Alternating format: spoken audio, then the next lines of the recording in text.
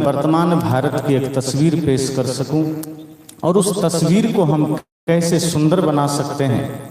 जो तस्वीर आज वर्तमान भारत की धुंधली और थोड़ी गंदी नजर आती है, उसे हम कैसे सुंदर बना सकते हैं, उसके लिए मुझे एक घटना कहना जरूरी है। चूंकि माता सरस्वती का त्यौहार, निश्चय ही सब लोग उन्हें विद्या की देवी मानते हैं, निश्चय ही लोग उनसे विद्या की कामना करते हैं, निश्चय ही उनको लोग कला की देवी मानते हैं, उनसे कला की कामना करते हैं। और अक्सर सभी छात्र लोग अपने अपने घरों में, अपने अपने विद्यालयों में, अपने अपने कोचिंग सेंटर में मिलजुल करके माता सरस्वती की मूर्ति की स्थापना करते हैं। लेकिन एक समस्या आ गई है। एक तरफ हम उन्हें माता कहते हैं, एक तरफ हम उनसे विद्या की कामना करते हैं, लेकिन मैंने देखा कि उन्हें माता कहने वाले लोग सामने सरस्वती माता की मूर्ति है और वहाँ जो गीत बज रहे थे, वो गीत जो कानों में जा रहे थे, तो पता नहीं चल रहा था कि वहाँ माता सरस्वती की मूर्ति है या फिर कोई ऑर्केस्ट्रा का प्रोग्राम हो रहा है। जो माँ सरस्वती की वंदना करने के लिए, विद्या ग्रहण करने की कामना से वहाँ प्रार्थना के लिए वो मूर्ति बनाई, मूर्ति की स्थापना की गई, लेकिन वहाँ ऐसे ऐसे अश्लील गीत बज रहे थे जो शायद अपने माँ के सामने कोई, बिहार में शराबबंदी का कानून लागू है, लेकिन उस भीड़ में लोग शराब के नशे में धुत और अश्लील गीतों पर डांस करते हुए माता सरस्वती का विसर्जन करने गए। तब मुझे लगा कि क्या एक पुत्र अपने माँ के लिए ये भाव जागृत कर सकता है? यदि कोई आदमी सरस्वती माता को माता मान करके पूजा कर रहा है, तो क्या यह कृत्य उसको शोभा देता है? क्या यह अश्लीलता वह अपने माँ के सामने कर सकता है? और ये आज वर्तमान भारत की यह तस्वीर है जो बहुत ही खतरनाक है। ऐसे ही लक्ष्मी पूजा का अवसर हो, ऐसे ही दुर्गा पूजा का अवसर हो, अब माँ पुत्र का रिश्ता नहीं रह गया। हम भले ही उनको देवी मानते हैं, हम भले ही उनको माँ कहते हैं, लेकिन वहाँ सारे कृत्य ऐसे होते हैं जो शायद किसी सभ्य आदमी के आंखों को शोभा नहीं देगा, वो अपनी आंखें बंद कर लेगा।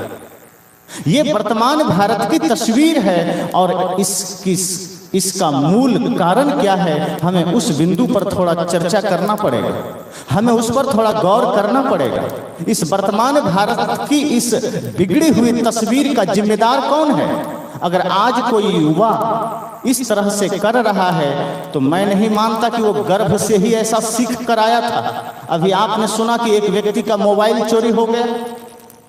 जिस भारत की संस्कृति रही है, जिस भारत की परंपरा रही है अपना सर्वस्व न्यौछावर कर देने की, वहां एक चोर 15,000 का मोबाइल चोरी कर रहा है। ये संस्कार वो कहां से सीखा है?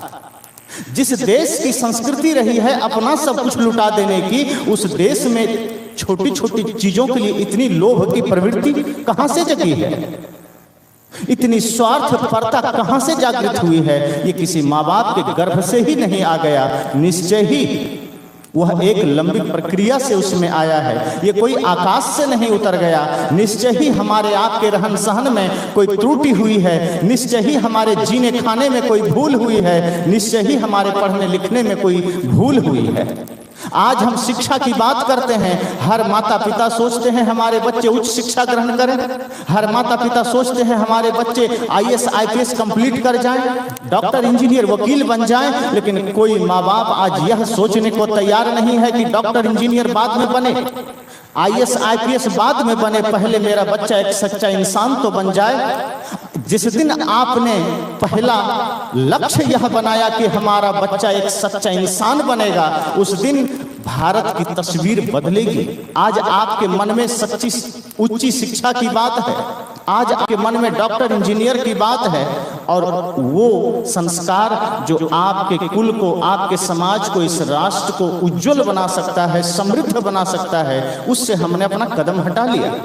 आज बच्चे अपने महापुरुषों को नहीं पढ़ते और ना तो माता पिता कोशिश करते हैं कि हम अपने इतिहास के महापुरुषों से उनको जोड़ें।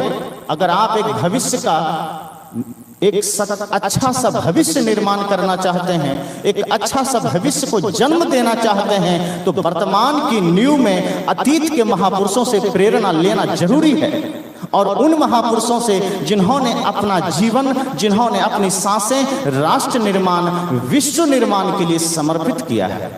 जहां एक और हमारे संतों ने अपना संपूर्ण जीवन, संपूर्ण साधना विश्व निर्माण को समर्पित किया है, वहीं हमारे राष्ट्र के नायकों ने, शहीदों ने देश के लिए अपनी शहादत दी है, देश के लिए अपनी कुर्बानी दी है।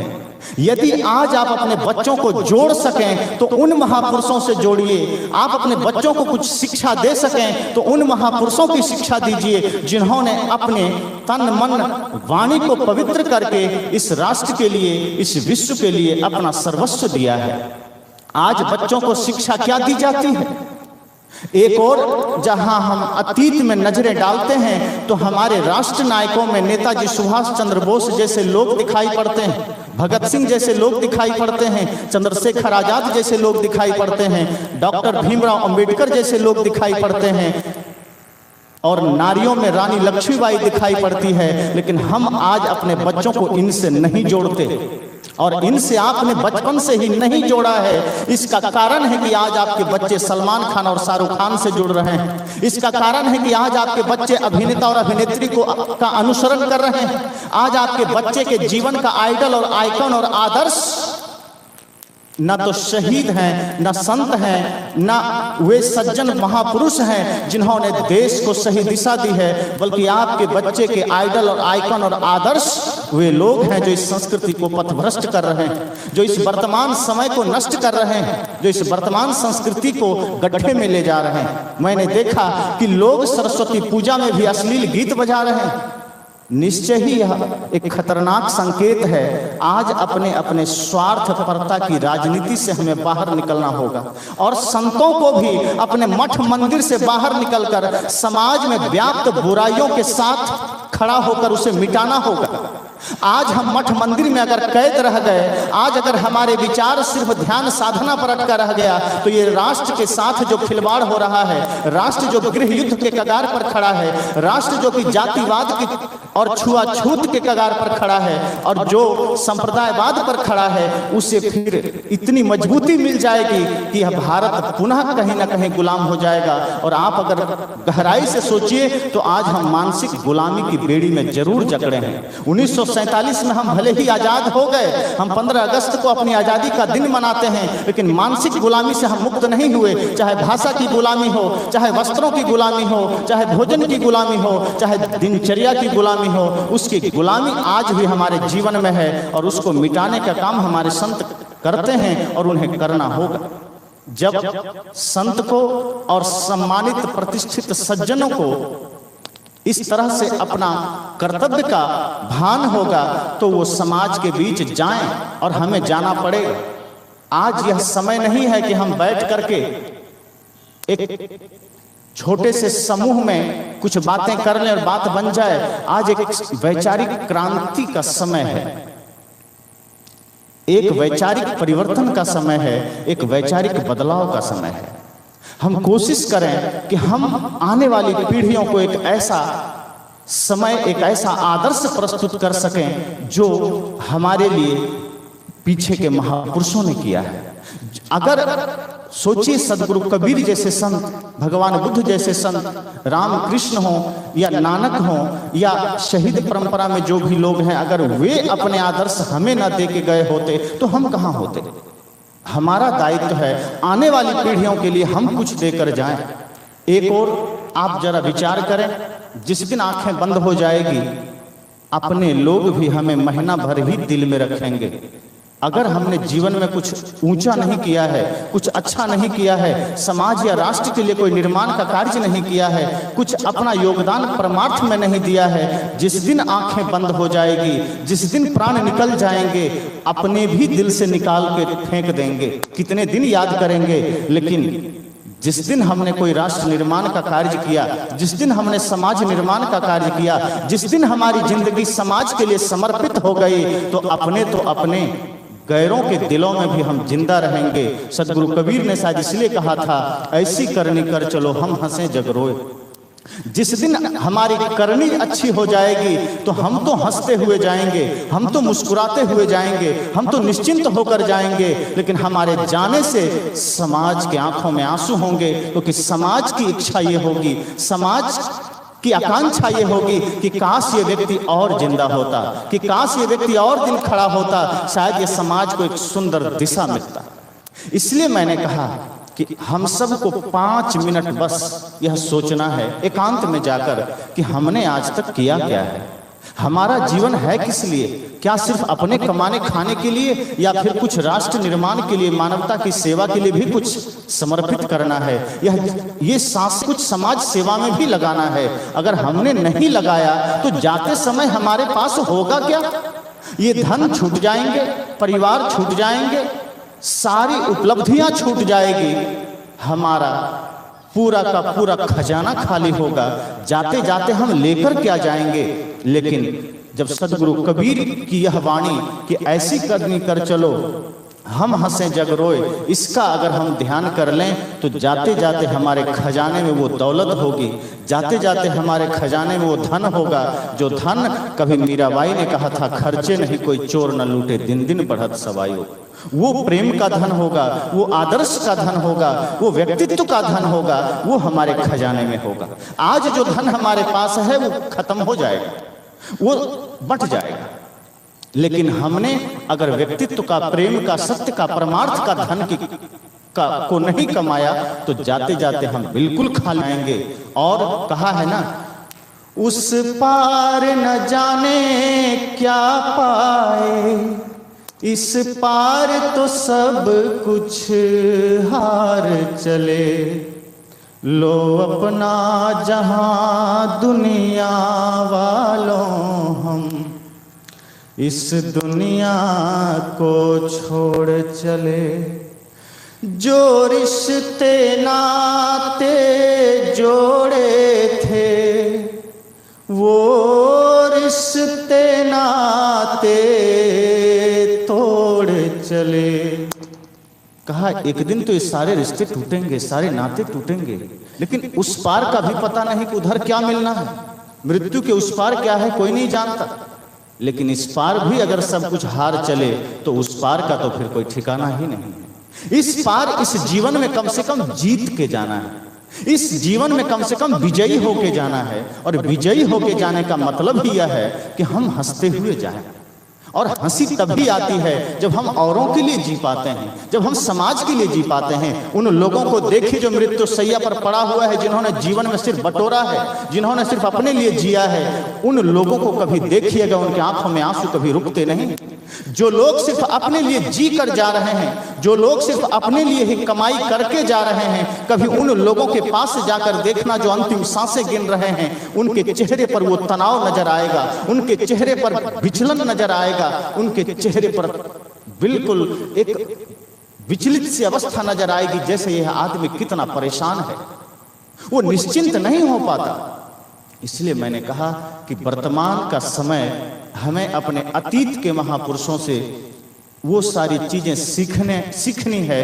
अपने आने वाली पीढ़ियों को अगर एक सुंदर भारत देना है, एक सुंदर समाज देना है, एक सुंदर आदर्श देना है, तो हमें अपने अतीत के महापुरुषों से अपने वर्तमान की पीढ़ी को जोड़ना पड़ेगा। जब वो आदर्श भविष्य के लिए वो भारत पुनः निर्मित करेगा जो भारत कभी विश्व गुरु रहा था, जो भारत पूरी दुनिया को शिक्षा देता था, जिस भारत के सामने पूरा विश्व झुकता था, वो सनातन परंपरा, वो संस्कृति जो सर्वोपरि थी। तो उसी संस्कृति, उसी परंपरा जिसमें मानव एक है, वो परंपरा जिसमें औरों के सुख की कामना की परंपरा है, वो परंपरा जहां सर्वे भवन्तु सुखिनः की परंपरा है, वह परंपरा जिसमें जियो और जीने दो का परंपरा है, वह परंपरा जिसमें वसुधैव कुटुंबकम की परंपरा है, उस परंपरा को फिर हम स्थापित कर पाएंगे और पुनः भारत विश्व गुरु बनेगा। इसी मंगल कामना के साथ वाणी को विराम देता हूं। बोलिए सद्गुरुदेव की जय। कहते जो भरा नहीं भावों से, बहती उसमें रसधार नहीं, वो हृदय नहीं पत्थर है जिसमें देश का प्यार नहीं। इस देश में जहाँ रहते हैं, जन्मे हैं, बढ़े हैं, उसके प्रति अग्रसर हों और अपने जीवन के कुछ क्षण उसमें भी बिताएं। स्वामी विवेकानंद ने कहा कि मैं उस ओजस्वी महामानव की खोज में हूँ, सिर्फ मेरे भारत के 100 पुत्र ओजस्वी आ जाएं, पूरे देश की काया पलट हो जाएगी। समय समय से ऐसे ही दिग्गज महापुरुष जन्म लेते रहे हैं। हम सबको सदगुरु देव जी के एक तवेरा गाड़ी खड़ी होगी कहीं, मुखिया जी चढ़ते हैं, सागर साहब जी, उसमें पीछे लिखा हुआ था सुधरो और सुधारो। बड़ा अच्छा टॉपिक है। जीवजपुर में पवन रजक जी रहते हैं, वो इस बात को बराबर रिपीट करते रहते हैं फेसबुक, सोशल मीडिया पर कि गुरुदेव जी ने कहा सुधरो और सुधारो। पहले हम स्वयं सुधरे, फिर दुनिया को सुधारने में पूर्ण सक्षम होंगे। स्वामी विवेकानंद ने कहा जो पूर्ण त्याग क्या होगा, पूर्ण ब्रह्मचर्य होगा, दुनिया से कोई लेना देना नहीं होगा, तो लेना तो कुछ रहेगा नहीं, सिर्फ देना देना बचेगा, क्योंकि काम एक ही होगा। कबीर मन तो एक है, भावे तहाँ लगाओ। मन एक ही है। हमारी शक्ति कई प्रकार के दिशाओं में शक्तियां बहती है, उसको एकाग्र करके जिस दिशा में लगाना चाहेंगे वो उत्तरोत्तर बढ़ता जाएगा। उसी पर हम सब अभी विवेचन सुन रहे थे। स्वामी रंजीत